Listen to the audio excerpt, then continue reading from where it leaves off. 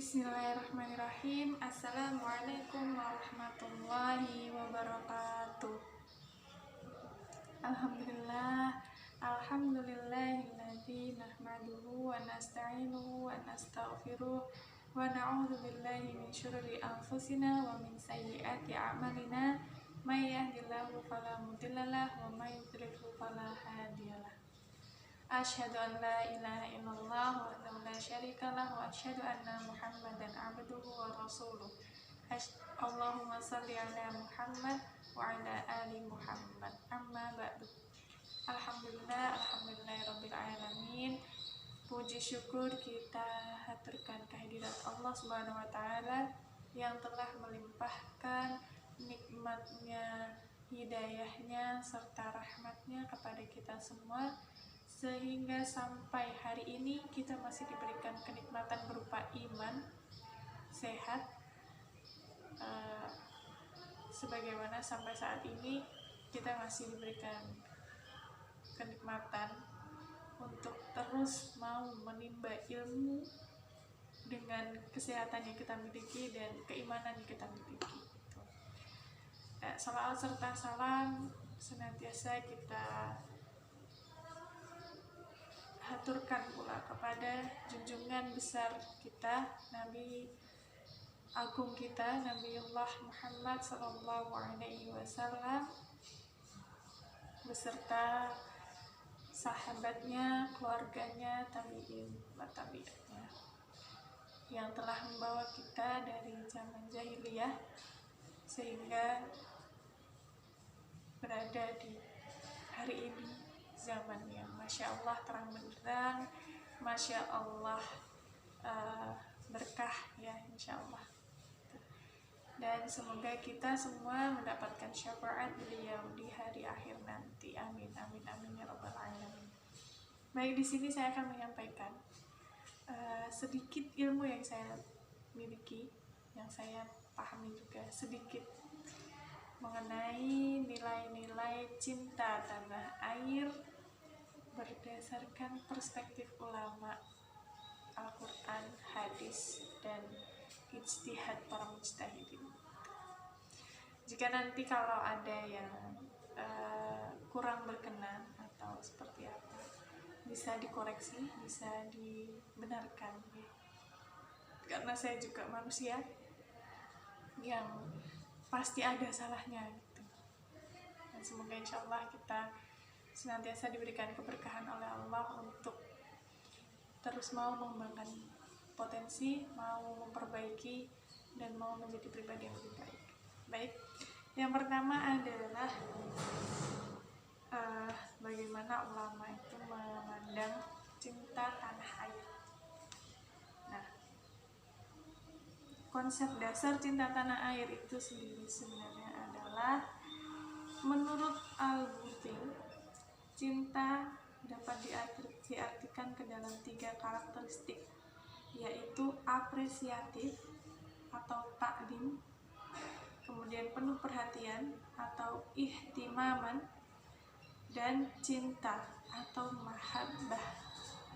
Secara spesifik bahasa Arab menyebutnya dengan 60 istilah cinta seperti ishqun menjadi asyik, hilm, gharam, wajd, syauq, dan love.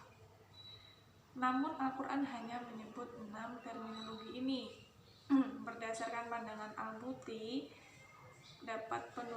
di atas dapat penulis simpulkan bahwa cinta yang dimaksud di sini adalah perasaan kasih, perhatian, dan kepedulian yang ditujukan kepada seseorang untuk tanah airnya.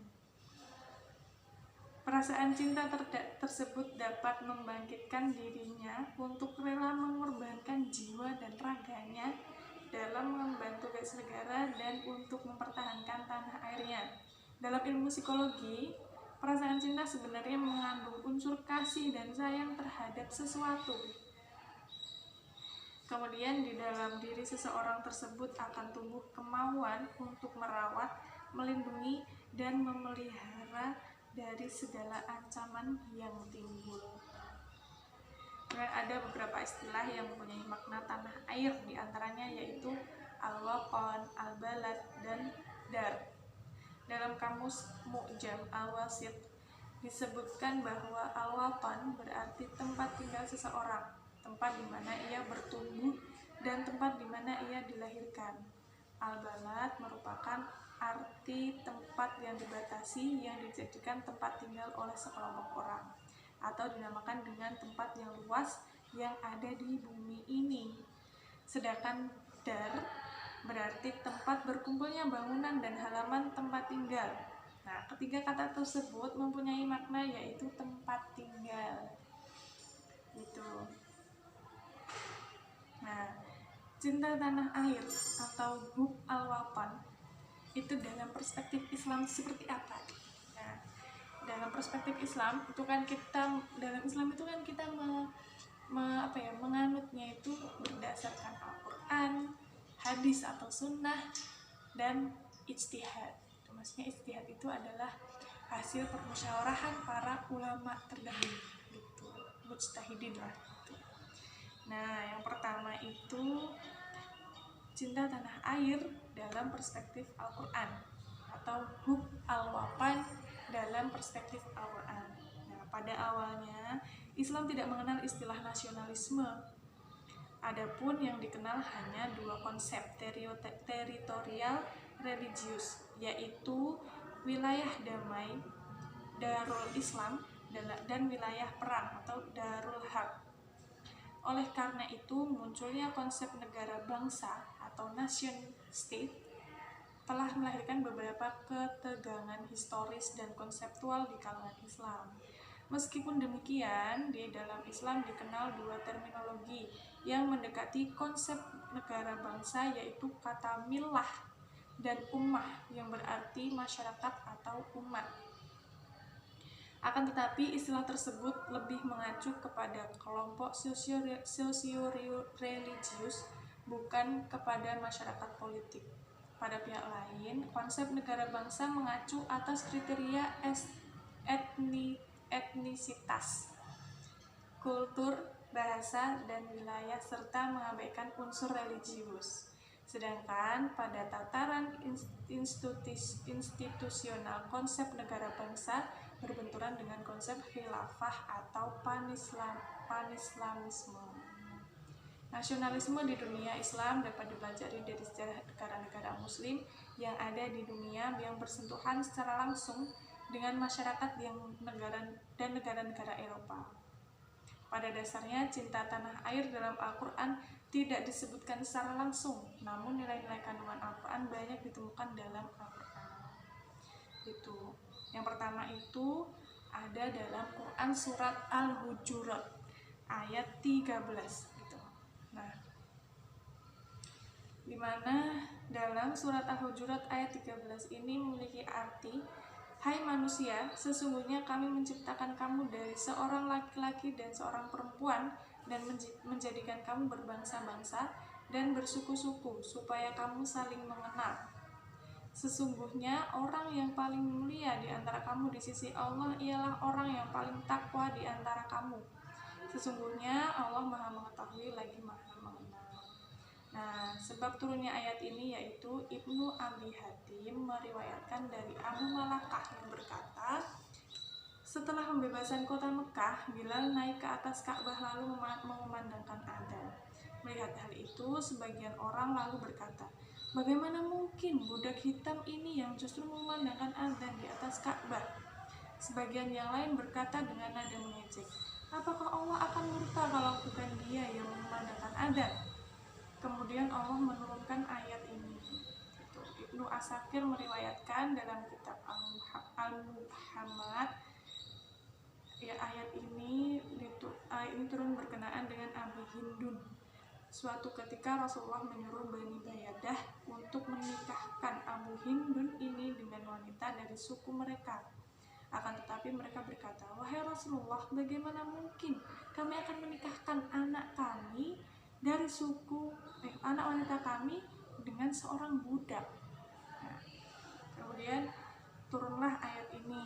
Kemudian Imam menurut Al-Imam Abul Fida Ismail, Quran Surat Al-Hujurat ayat 13 ini menegaskan kesatuan asal-usul manusia dengan menunjukkan kesamaan derajat manusia. Nah, di sini tuh maksudnya gini. Quran Surat Al-Hujurat ini kan menjelaskan bahwa bagaimana Allah itu menciptakan kita sudah berbeda. Ada perempuan, ada laki-laki. Dan dari situ pun Allah menciptakan lagi. Ada yang berbeda-beda suku, berbeda-beda bangsa, berbeda-beda bahasa, dan semuanya. Nah, itu berarti kan Allah menciptakan kita itu tidak sama semuanya gitu. Makanya kenapa ini ditekankan untuk menumbuhkan rasa cinta tanah air kita adalah karena di tanah air kita ini banyak banget suku bangsanya gitu. Bahkan agama saja sudah berbeda-beda banyak, nggak cuma satu. Kemudian sukunya juga banyak, bahasa juga banyak, bangsa daerahnya juga banyak gitu. Jadi di Indonesia ini kenapa Allah juga menekankan ini, sebenarnya nggak cuma di Indonesia, bahkan di seluruh bagian dari bumi ini tuh banyak banget kan manusia yang berbeda gitu, mau dari kulitnya, dari posisi jabatannya, dari fisiknya, itu kan berbeda semua, gak ada yang sama gitu kan. Makanya kenapa ini ditekankan untuk cinta tanah air adalah karena kita ini semua berbeda-beda di tanah air ini. Makanya kita dituntut, diminta sama Allah untuk menghargai dulu orang-orang di sekitar kita yang berbeda dari kita. Kemudian nanti dari situ kan kita bisa tumbuh rasa cinta terhadap orang lain yang berbeda dari kita. Kemudian kita jadi cinta kepada tanah air kita sendiri, seperti itu. Karena kita sudah menyadari bahwa memang banyak banget yang berbeda dari antara kita dengan orang lain, itu banyak banget berbeda, dari watak, dari sifat, ini semuanya tuh banyak banget yang beda gitu. Bahkan dari penampilan, dari sifat, ya itu tadi banyak sekali yang berbeda dari kita semua gitu. Jadi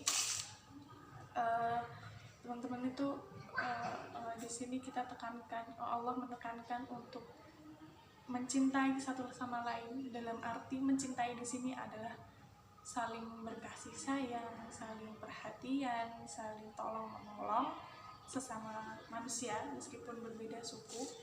Nah, itu maksudnya adalah agar kita senantiasa menumbuhkan rasa cinta terhadap tanah air kita, seperti itu. Itu dalam Al-Quran. Sebenarnya masih banyak dalil-dalil yang menjelaskan di Al-Quran itu, yang menjelaskan bagaimana kita harus saling mencintai satu sama lain. Maksudnya saling menghargai satu sama lain. Tapi kalau saya jelaskan di sini mungkin sangat panjang ya nanti. Jadi saya ambil satu aja yang itu sudah benar-benar jelas sebenarnya. Allah menjelaskan itu, bagaimana Allah menjelaskan bahwa kita diciptakan perempuan dan laki-laki, kemudian diciptakan bersuku-suku, berbangsa-bangsa, untuk saling mengenal, untuk saling menghargai, seperti itu. Sebenarnya Allah yang Maha Mengetahui. Itu. Kemudian yang kedua adalah cinta tanah air berdasarkan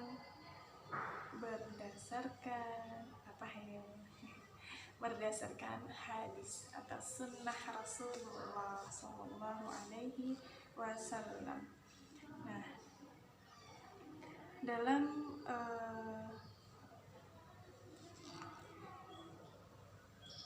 tadi kan sudah dijelaskan bahwa bagaimana ayat Al-Quran itu menjelaskan, menceritakan, Allah itu sudah menggambarkan bagaimana beragamnya kita di Indonesia ini gitu. Nah, kemudian ini ada lagi nanti hadis Rasulullah yang menjelaskan juga bagaimana kita harus saling menghargai, saling mencintai, saling memberikan kasih sayang pada satu sama lain gitu. Nah, yang pertama itu ada hadis riwayat Bukhari, Ibnu Hibban, dan Tirmidzi, yang artinya diriwayatkan dari sahabat Anas bahwa Nabi SAW ketika kembali dari bepergian dan melihat dinding-dinding Madinah, beliau mempercepat laju untanya. Apabila beliau menunggangi unta, maka beliau menggerakkannya untuk mempercepat karena kecintaan beliau kepada Madinah.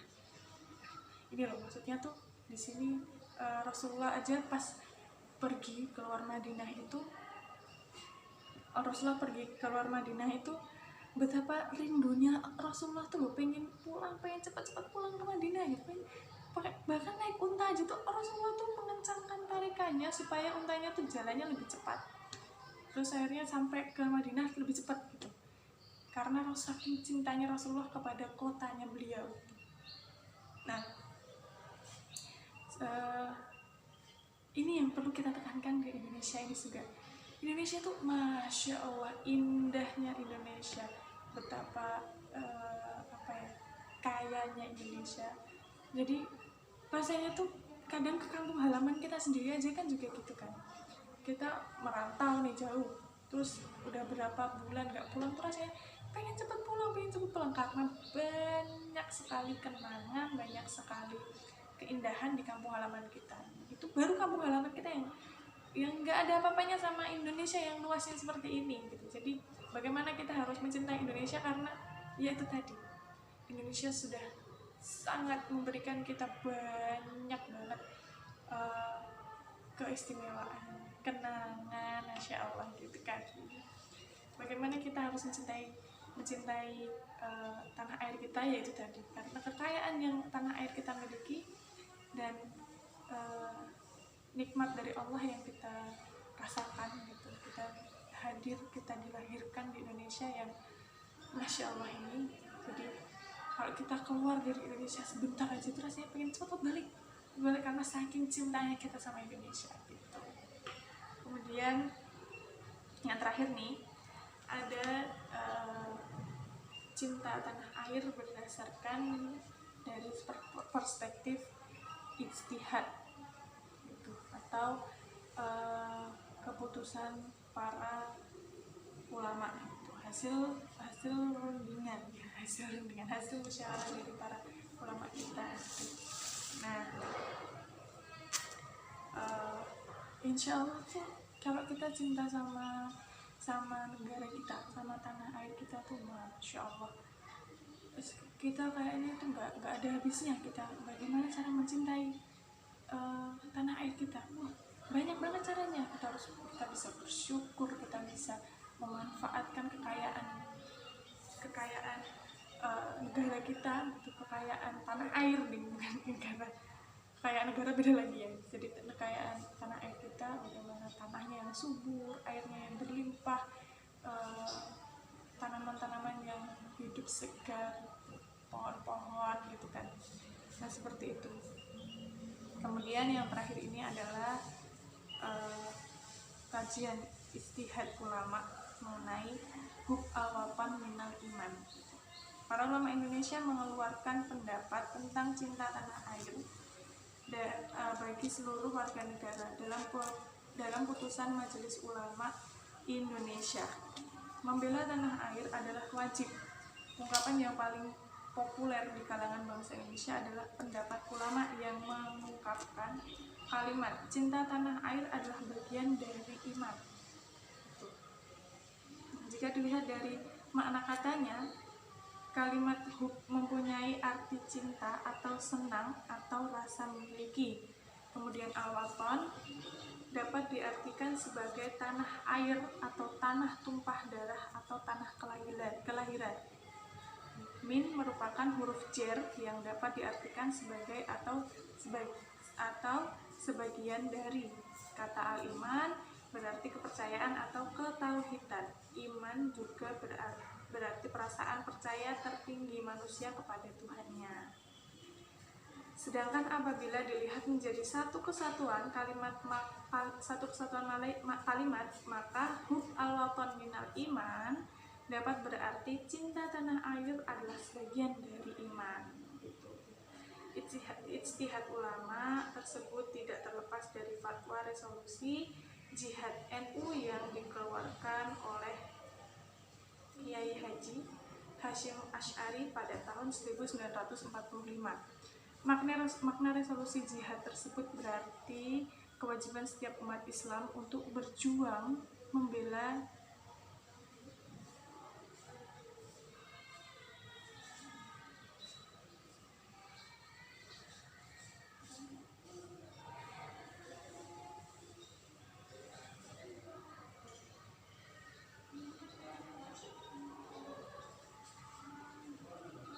untuk berjuang membela negara dan bangsa Indonesia dalam menghadapi penjajahan Belanda dan Jepang.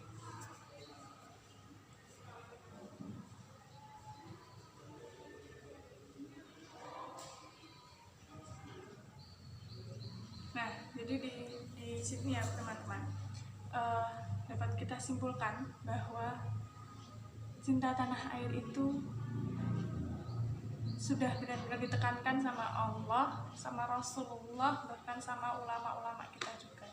Bagaimana kita harus mencintai tanah air kita, tanah kelahiran kita, tanah tempat nenek moyang kita lahir juga.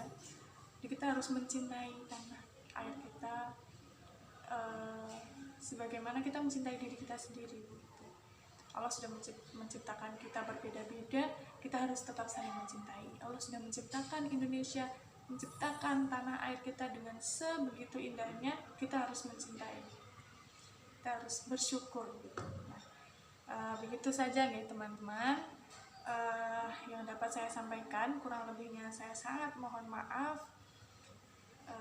Semoga bermanfaat untuk kita semua, kita dapat mengambil ibroh dari yang saya sampaikan, dan semoga kita senantiasa diberikan nikmat kepada Allah untuk terus memperbaiki diri, untuk terus mengasah kemampuan kita agar menjadi manusia yang lebih taat, yang lebih bermanfaat, yang lebih dekat kepada Allah. Gitu.